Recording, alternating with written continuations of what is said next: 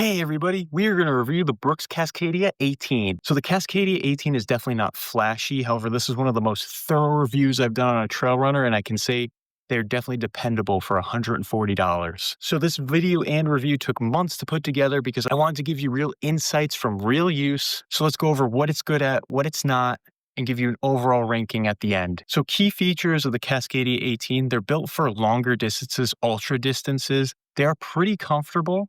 They have top-tier heel stability and made for heel strikers. They're around $140, which is about mid for trail runners. However, you can get some deals with them for $110 at times. So let's get right into our review. For comfort and fit, we rated it an 8 out of 10. In terms of fit, the widest point of this shoe is 114 millimeters, which is pretty wide for a shoe, which really aids in the stability. We'll get to that in a second. However, I didn't have any areas of compression on this shoe. It's nice and roomy.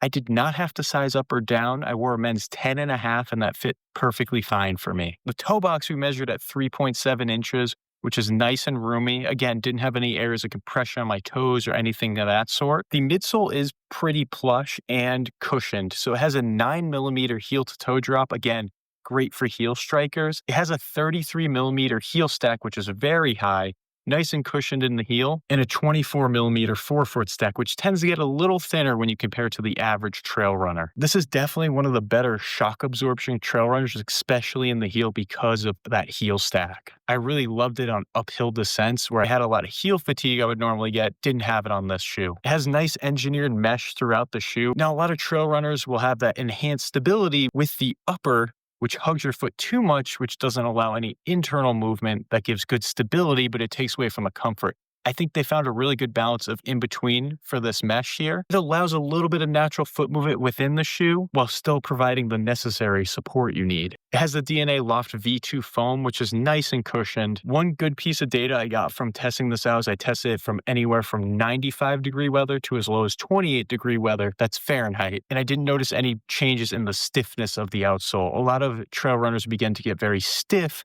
as it gets very cold out. However, what's really good about this is it's nice and adaptable, which is exactly what you want for versatility in the winter and summer running months. One little downside to the Cascadia 18, doesn't have any reflective elements on here for nighttime running. The previous model did have that. However, they did not bring that over to this model. So one little downside for nighttime running. I measured the insole about 5mm, which is a little bit above average. Like I said, the plushness and comfort's a little bit more than the average trail runner out there. And it also has a subtle rocker geometry. So what a rocker is it changes the shape of the shoe towards the metatarsal heads, which gives you a nice forward propulsion. And that usually aids in a shoe that tends to be heavier than most because it gives it a more lightweight feel. If you were looking to purchase these, there's links down below in the description with the lowest possible price.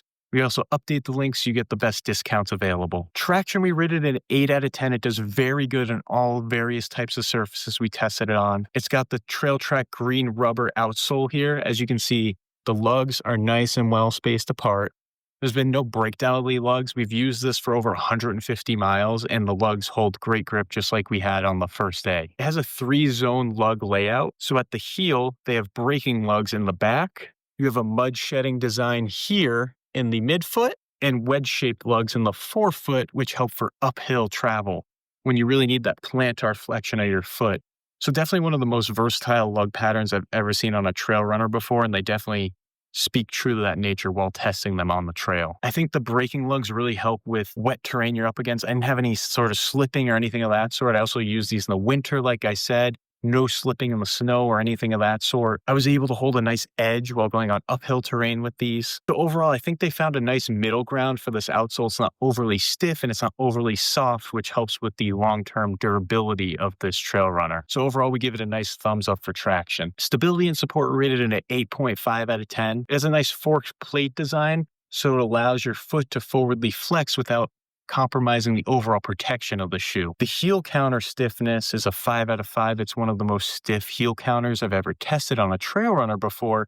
So again, If you need that stability in your hind foot here, it is very good for technical terrain, people or heel strikers, anybody who has had an ankle injury in the past. The torsional stability is slightly above average. Again, it's not the best for forefoot strikers. You do have pretty good forefoot stability with this one. And overall, you can take down any terrain you want with this. One downside is the weight. We rated it a 7 out of 10, so it weighs 11.5 ounces, which is on a little bit of a heavier side for the trail runners, but it makes sense given the amount of plushness and cushioning, especially around the heel area. So it's never been marketed as an ultralight racing shoe, but it gives a nice balance of stability and support without sacrificing it for just a nice featherweight design. Overall protection rated an 8.5 out of 10. It's got a nice rock plate here, but it's forked. So what that does is it basically gives you the protection you need for anything piercing through here, but allows that forefoot flexibility when you're going uphill. So basically gives you the protection you need and the flexibility where you don't need it. You have nice heel protection because of the high stack height. Again,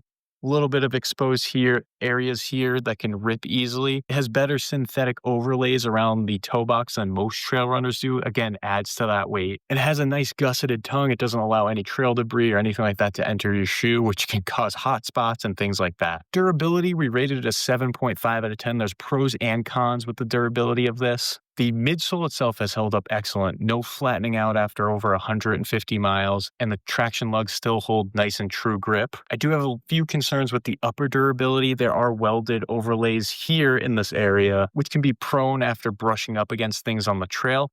I personally haven't noticed any rips or anything like that in my shoes.